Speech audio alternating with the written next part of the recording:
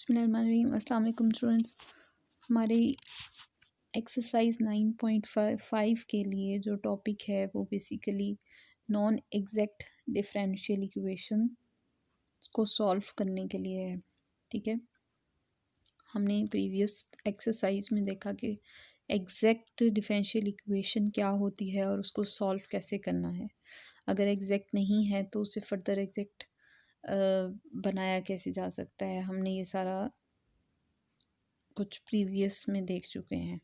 अब आपने देखना है कि कोई इक्वेशन अगर एग्जैक्ट नहीं है तो उसको कैसे सॉल्व करना है। उसके लिए एक मेथड है, उसको हम कहते हैं इंटीग्रेटिंग फैक्टर के थ्रू फाइंड आउट करना, सॉल्व आउट करना इक्वेशन को। ठीक है, यानी कि solution by using integrating factor. तो उससे रिलेटेड आपकी जो 9.5 एक्सरसाइज है आज हम वो करेंगे। सबसे पहले तो उसकी डेफिनेशन देखते हैं। Differential equation of the form M D x plus N D Y equal to zero is said to be a non exact if and only if the partial m over partial y is not equal to partial n over partial x। ठीक है, जब m का y के respect derivative n का x के respect derivative के equal ना हो तो हम कहते हैं कि हमारी जो डिफरेंशियल इक्वेशन है वो एग्जैक्ट नहीं है। ठीक है, डी एक्स के साथ जो आपका फंक्शन पड़ा होता है उसे हम एम ऑफ एक्स वाई कहते हैं, और जो डी वाई के साथ एक फंक्शन पड़ा हुआ होता है एक्स वाई का उसे हम एन ऑफ एक्स वाई कह रहे होते हैं। तो जो डी एक्स के साथ पड़ा है उसको with respect to y differentiate करना होता है, और जो डी वाई के साथ पड़ा होता है उसको with respect to x differentiate करना होता है। फिर हम देखते हैं अगर तो वो इक्वल आ रहा हो तो एग्जैक्ट इक्वेशन थी, अब इक्वल अगर नहीं आ रहा है तो that is non exact differential equation. इसको सॉल्व किस तरह से करना है, हम उस नॉन एग्जैक्ट डिफरेंशियल इक्वेशन को एक सूटेबल फैक्टर के साथ या फिर फंक्शन के साथ मल्टीप्लाई करवाते हैं जिससे वो इक्वेशन एग्जैक्ट बन जाती है। ठीक है, उस सूटेबल फंक्शन को हम इंटीग्रेटिंग फैक्टर कहते हैं, और वो हम बनाते किस तरह से हैं उसके लिए कुछ रूल्स फॉलो करने हैं, जो कि 4 रूल्स हैं हमारे पास। If M D x plus N D Y equal zero is not exact then find integrating factor using M Y minus N x over N is equal to P, then integrating factor is equal to exponential of integration p dx where p is the function of x alone। क्या मतलब है इस बात का कि आपने जो M Y निकाला होगा और एन एक्स निकाला होगा उनको सब्ट्रैक्ट करें, ओवर एन लिखें। ठीक है, यानी कि एन सब्ट्रैक्ट हो रहा है ना, बाद में लिखा मैंने, तो यहाँ पे ओवर में भी एन ही लिखना है। इस एन एक्स में और एन में फ़र्क है। ये एन एक्स जो है ये उस एन का with respect to x derivative है, और ये एन ऑफ एक्स वाई जो भी आपको ओरिजिनल यहाँ पे दिया हुआ होगा इक्वेशन के अंदर ये वो है। ठीक है, तो आपने ऐसा नहीं करना कि सेम सेम चीज़ ऊपर नीचे लिख दें, यहाँ डेरिवेटिव उसका विद रिस्पेक्ट टू एक्स और यहाँ वो एग्जैक्ट टर्म। तो अगर M Y minus N x over N करने पे आपको एक फंक्शन मिलता है सिर्फ एक्स का फंक्शन है। ठीक है, यानी कि उसमें वाई की कोई टर्म हो ही ना, सिरे से सिर्फ एक्स की टर्म्स दिखें, तो जो इंटीग्रेटिंग फैक्टर हम बनाएंगे वो हम बनाएंगे e power integration of P D x. यानी कि यहाँ जो सॉल्व आउट होके एक पी का फंक्शन मिलेगा आपने उसको with respect to x integrate कर देना है और ई की पावर में लिख लेना है, वो हमारा इंटीग्रेटिंग फैक्टर होगा। फिर अगर आपके पास एक एक्स का फंक्शन सिर्फ प्योर एक्स का फंक्शन नहीं मिलता है तो आपने ट्राई करना है इनकी जगह बदल देनी है। एन एक्स पहले लिख लेंगे, एम वाई बाद में लिखेंगे सब्ट्रैक्शन में, और जो चीज़ सब्ट्रैक्शन में लिखते हैं उससे हम ओवर में भी लिखते हैं। ठीक है, उसका ओरिजिनल, जैसे यहाँ एन ओरिजिनल नीचे लिखा जाएगा, इसी तरह यहाँ एम ओरिजिनल फंक्शन नीचे लिखा जाएगा जो इक्वेशन में गिवन होगा। ठीक है, ऊपर उनके डेरिवेटिव्स जो आपने खुद फाइंड करने होते हैं, N x minus M y over M is equal to Q where Q is the function of y. यानी कि अगर मैंने एन पहले लिखा है तो मुझे सिर्फ y का फंक्शन मिलना चाहिए आंसर में। जब ये सॉल्व आउट हो तो मेरे पास सिर्फ y का एक फंक्शन बच जाए। तो मैं इंटीग्रेटिंग फैक्टर बनाऊंगी e raise to the power integration of that wise function, यानी कि यहाँ जो कुछ भी बचेगा उसकी इंटीग्रेशन मैं विद रिस्पेक्ट टू वाई कर लूँगी और ई की पावर में लिख लूँगी, तो वो मेरा इंटीग्रेटिंग फैक्टर हो जाएगा। ठीक है, फिर अगर इसको सॉल्व करने पे भी आपको एक वाई का प्योर फंक्शन नहीं मिलता है, उसमें भी एक्स का कोई ना कोई मिक्सचर पड़ा हुआ है, तो आपने तीसरी चीज़ ट्राई करनी है और देखना है कि जो इक्वेशन आपको दी गई है कहीं वो होमोजीनियस तो नहीं है। अगर वो होमोजीनियस है, होमोजीनियस जैसे हम चेक करते आए हैं प्रीवियस एक्सरसाइज में, हमने देखा था कि होमोजीनियस इक्वेशन कौन सी होती है।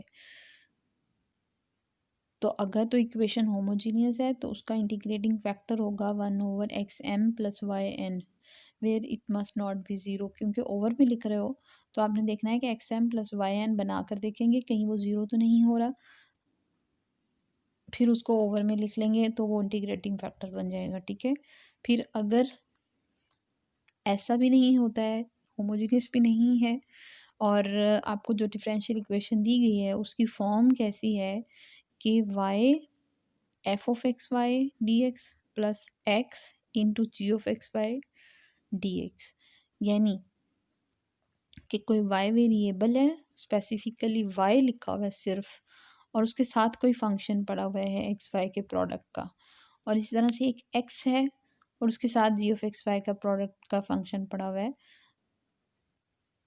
तो आपका जो इंटीग्रेटिंग फैक्टर होगा वो क्या होगा 1/xm माइनस वाई एन। ठीक है, और ये चीज़ ज़ीरो नहीं होनी चाहिए क्योंकि ओवर में ज़ीरो अलाउ नहीं होता। अब ये चार बेसिक जो चीज़ें आपको चेक करनी होंगी इनकी प्रैक्टिस आप करेंगे, क्योंकि ये थोड़ा सा टाइम लेंगी। आपको इक्वेशन को जज करने में थोड़ा सा टाइम लगेगा कि ये किस टाइप की है और मैंने कैसा इंटीग्रेटिंग फैक्टर बनाना है, तो इन चीज़ों ये फार्मूलाज याद रखने हैं आपने। ठीक है, चेकिंग के ये आपको कुछ थोड़े बहुत डेरिवेटिव्स डायरेक्ट बताए गए हैं कि एक्स वाई का प्रोडक्ट का डेरिवेटिव क्या होता है। यू नो कि पहला फंक्शन हम एज इट इज़ रखते हैं, सेकंड का डेरिवेटिव ले लेते हैं, plus second function as it is रखते हैं और फर्स्ट का डेरिवेटिव ले लेते हैं। ठीक है, तो अगर ये टर्म खुली हुई दिख जाती है तो इसका मतलब ये होगा कि ये derivative of x y product पड़ा हुआ है। इसी तरह से अगर ये टर्म लिखी हुई है x d y minus y d x over x square, तो ये बेसिकली डेरिवेटिव होता है वाई ओवर एक्स का। इसकी शक्ल देख के ही हमें पता चल रहा है कि एक्स फंक्शन यानी कि नीचे वाला function as it is d y minus ऊपर का function as it is d x over x की पावर टू। अगर आपको क्वोशंट रूल याद हो, डेरिवेटिव का जो क्वोशंट रूल होता है, ये प्रोडक्ट रूल है एक्स वाई का, ये क्वोशंट रूल है, ये एक्स ओवर वाई का क्वोशंट है, और ये जो है वो x square plus y square over two का अगर मैं डेरिवेटिव लूँ तो वो ये आएगा, यानी कि मैं इसको इसमें क्लोज कर सकती हूँ। फिर इस चीज़ को जो है वो लॉग ऑफ एक्स वाई के डेरिवेटिव में क्लोज किया जा सकता है, x d y minus y d x over x plus y square, इसको derivative of tan inverse of y by x में क्लोज किया जा सकता है। फर्दर इसको ये अब समझे, आपको कुछ फॉर्म्स हैं जो एक ज़ुबानी आपको याद रखनी है, देख के ही आपको पता चल जाए कि ये जो टर्म लिखी हुई है ये इस टर्म का डेरिवेटिव है। ठीक है, डायरेक्ट आपको पता होना चाहिए, याद होना चाहिए। अब एक्सरसाइज के सॉल्यूशन की तरफ आते हैं। क्वेश्चन हम सॉल्व कैसे करेंगे। जैसे क्वेश्चन दिया हुआ है x y square plus y into d x minus x d y equals to zero. Book के अंदर आपके पास, क्योंकि बुक की हार्ड फॉर्म होगी जो नोट्स आपने कॉपी करवाए थे उसमें ये एक्स की पावर टू है और वाई सिंगल अपनी पहली पावर में पड़ा हुआ है, तो वो जो स्टेटमेंट है वो थोड़ी सी रॉन्ग है। ये स्टेटमेंट ट्रू है, एक्स वाई का स्केयर जो है ये असल क्वेश्चन है।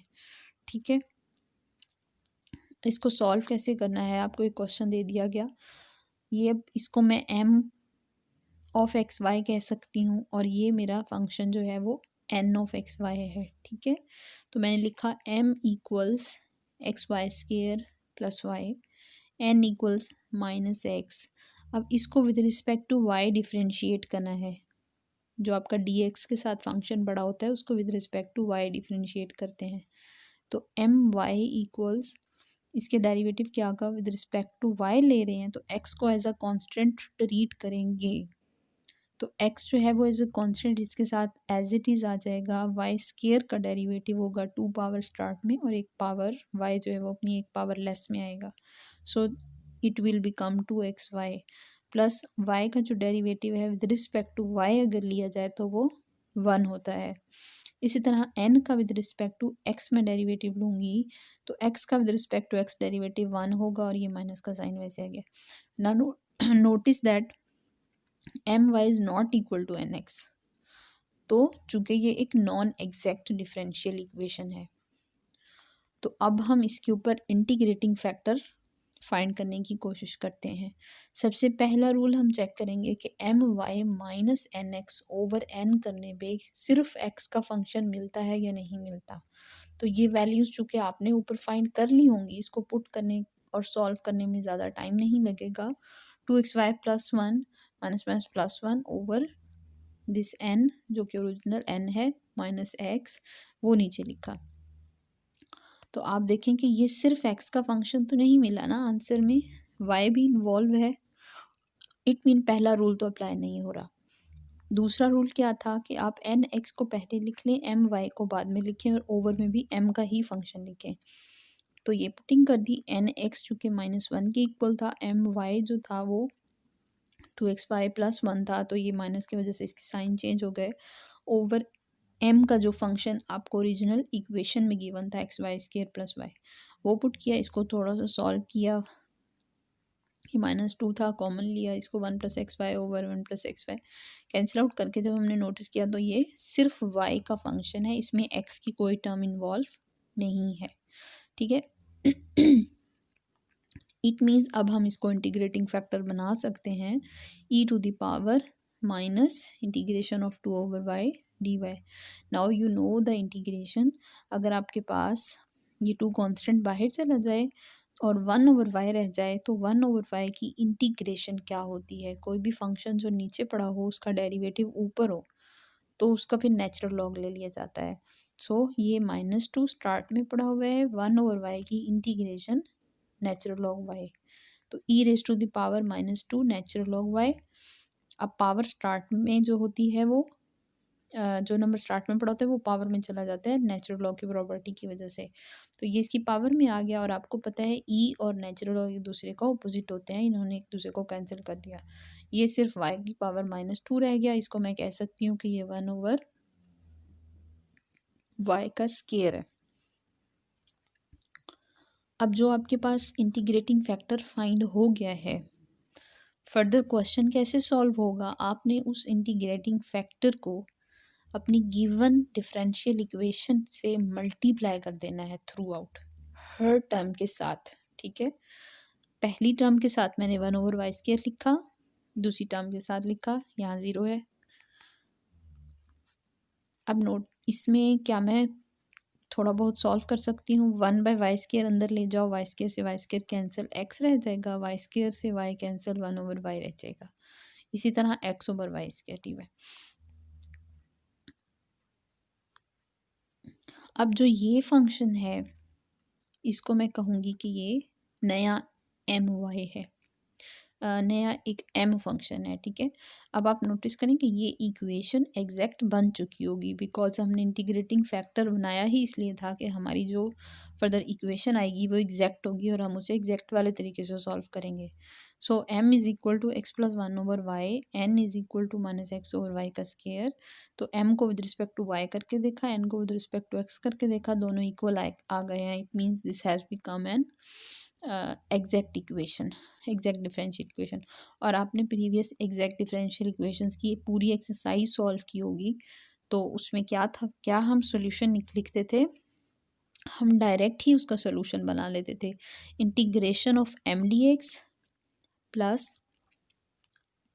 Integration of terms of n free from x.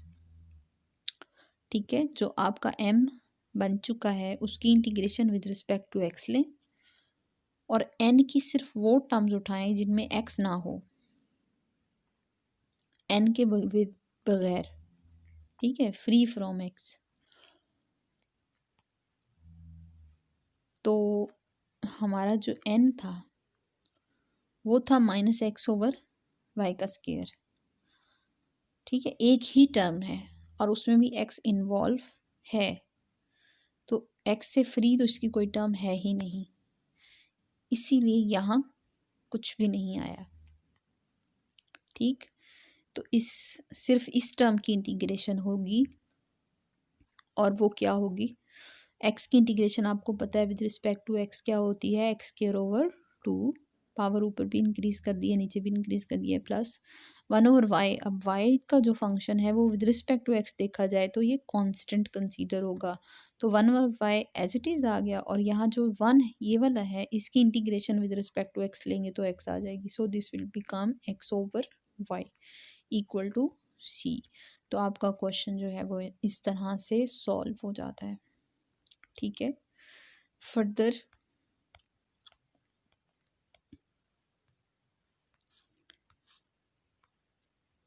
Question number 2 देखें।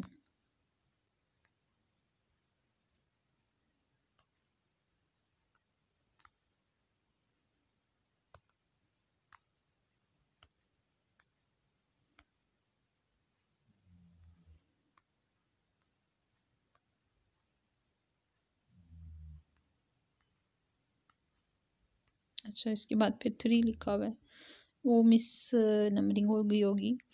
बहरहाल ये हमारा एक क्वेश्चन और है, x square plus x minus y into d x plus x d Y equal to 0। ठीक है, अब सबसे पहले हमने इसका m लिख लिया, x square plus x minus y, और n लिख लिया x, m का with respect to y derivative लिया, x भी कांस्टेंट है 0 हो गया, ये x भी कांस्टेंट है 0 हो गया, y का with respect to y derivative -1 आ गया, x का with respect to x derivative 1 आ गया। ठीक है, लेकिन ये दोनों इक्वल नहीं है, तो it means non exact differential equation है।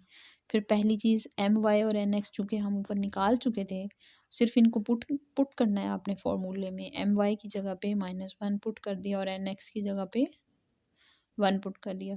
ठीक है, ओवर में n का जो फंक्शन है वो x है, तो नोटिस करें हमारी पहली अटेम्प्ट में ही x का फंक्शन हमें मिल गया है, तो इंटीग्रेटिंग फैक्टर अब हम निकाल सकते हैं e raise to the power integration of -2/x, -2 start में चला गया, 1/x की integration natural log of x होगी, ये पावर ऊपर आ जाएगी, और e और नेचुरल लॉग कैंसिल, x की पावर -2, और ये बन गया 1/x की पावर 2। ठीक है, अब ये इस इंटीग्रेटिंग फैक्टर को अपनी ओरिजिनल इक्वेशन की हर टर्म के साथ मल्टीप्लाई करवा दिया, मल्टीप्लाई जब करवाया तो इसने कैंसिल आउट किया, ये 1/x बचा, ये y/x की पावर 2 dx, प्लस जब एक्स स्क्वायर को हमने इसके साथ मल्टीप्लाई करवाया तो ये हो गया 1/x dy इक्वल टू 0। ठीक है, अब जो हमारी नया m बन गया है वो है 1 + 1/x - y/x², और n है 1/x। अब देखें तो ये एक एग्जैक्ट डिफरेंशियल इक्वेशन बना रहे हैं, आपको वैसे चेक करने की ज़रूरत नहीं होगी क्योंकि इंटीग्रेटिंग फैक्टर से जब मल्टी किया जाता है तो वो इक्वेशन एग्जैक्ट बन ही जाती है, लेकिन फिर भी दिखाने के लिए आप कर सकते हैं my nx दोनों इक्वल आ गए हैं, और अब एग्जैक्ट डिफरेंशियल इक्वेशन को सॉल्व कैसे करते हैं, इंटीग्रेशन ऑफ m लिखते हैं plus terms of n free from x लिखते हैं is equal to c। m लिख लिया मैंने, इसकी इंटीग्रेशन करूँगी with respect to x, n की वो टर्म्स जिनमें एक्स ना हो, एन आप देखें जो नया एन हमें मिला वो था 1/x, उसकी कोई टर्म भी ऐसी नहीं है जिसमें एक्स ना हो, ये टर्म ही एक है और उसमें भी एक्स पड़ा हुआ है, तो इट मीन्स यहाँ कुछ भी नहीं लिखा जाएगा, नील है, ये 0 है। ठीक है, तो इसकी इंटीग्रेशन कर दी विद रिस्पेक्ट टू एक्स, ये बनकर एक्स आ गया, 1/x का आपको पता है नेचुरल लॉग ऑफ एक्स आ जाएगा, और -y/x² जो है वो +y/x बन जाएगा इंटीग्रेशन के फॉर्मूले की वजह से। अगर आप में से किसी को इंटीग्रेशन में कोई इशू है कि आपको इंटीग्रेट ही नहीं करना आता है तो आप मुझे पर्सनल बता सकते हैं, अगर ग्रुप में नहीं भी बताना चाहते तो पर्सनल बता सकते हैं कि मैम इस तरह से हमें इंटीग्रेशन नहीं आती है, फिर आपका एक केस जो है वो अलग केस होगा और फिर मैं उसको अलग से डील करूँगी, पहले तो मुझे इंटीग्रेशन सिखानी पड़ेगी। ठीक है, तो लेकिन मुझे बता दीजिएगा अगर आपको इंटीग्रेशन नहीं आती है, वरना फिर आप कुछ कर नहीं सकते, इन किसी भी एक्सरसाइज को आप सॉल्व करने के काबिल नहीं होंगे अगर आपको इंटीग्रेशन ही नहीं आती। ठीक है, सो एक नॉन एग्जैक्ट इक्वेशन को सॉल्व करने का ये बहुत आसान सा मेथड है इंटीग्रेटिंग फैक्टर निकालना। ये सारे क्वेश्चंस आपके सामने हैं, आपने फर्दर फर्दर एक एक क्वेश्चन को खुद सॉल्व करके देखना है। डिफरेंशियल के कोर्स में आपने क्वेश्चंस को सिर्फ ऊपर से देखने वाला काम बिल्कुल भी नहीं करना है, ये बहुत बड़ा रिस्क लेना होगा, आपको पेपर में सब कुछ भूल जाएगा, ठीक है।